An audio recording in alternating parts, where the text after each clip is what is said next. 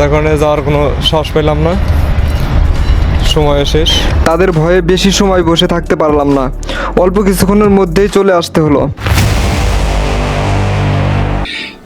বন্ধুরা, আজকে আমি বেরিয়ে পড়ছি নদীর পাড়ে। প্রকৃতির কোল ঘেঁষে এই পথে আছে নতুন গল্প, নতুন দৃশ্য আর নতুন অনুভব। চলুন একসাথে দেখে আসি নদীর ঢেউ আর চারপাশের অপরূপ সৌন্দর্য। আজকে আমি ঘুরতে এসেছি বুড়িগঙ্গা নদীর পাড়ে। অটোতে চড়ে আসলাম। রেডি হতে একটু দেরি হলেও অবশেষে পৌঁছে গেলাম নদীর ধারে। নদীর পাড়ে এসে মনে হলো এক ভিন্ন জগতে চলে এসেছি। চারপাশে মানুষে মানুষে ভরে আছে। কেউ জীবিকার তাগিদে নৌকার কাজ করছে, কেউ মালামাল তুলছে। দূর থেকে দেখা গেল বড় বড় জাহাজ চলছে নদীর বুকে।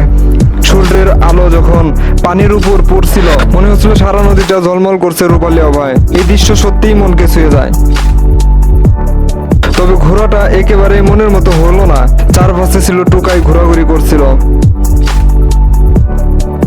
মানে ক্যামেরা ভালো মতো বের করতে পারতেছি না, জায়গাগুলো অনেক খারাপ, তো এর জন্য ওই পেছনে যাওয়ার জন্য চেষ্টা করলাম, কিন্তু যে মাটি এত পরিমাণে নরম, আমি পাড়া দেওয়ার সাথে সাথে মনে হয় যে আমার পা জড়িয়ে দেব। এই মাটি যতটা শক্ত, শুকাইলে রইতে যতটা শক্ত, ঠিক তার সাথে ভিজলে পারে ঠিক ততটাই নরম।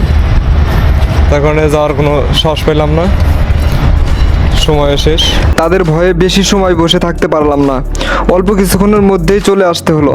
যাই হোক, এত দূর যখন এসেছি, এখানে মোবাইল সার্ভিসের দোকান আছে। মোবাইল সারাতে গেলাম, এখানে আমার মোবাইলটা সার্ভিসিং করা হইতাছে। চলে যাই, ঘোরাটা তো মনের মতো হইলই না। তবে আবার একদিন সময় করে আসবো। এই নদীর পাড়ে যা যা দেখবো ইনশাল্লাহ সবাই শেয়ার করবো।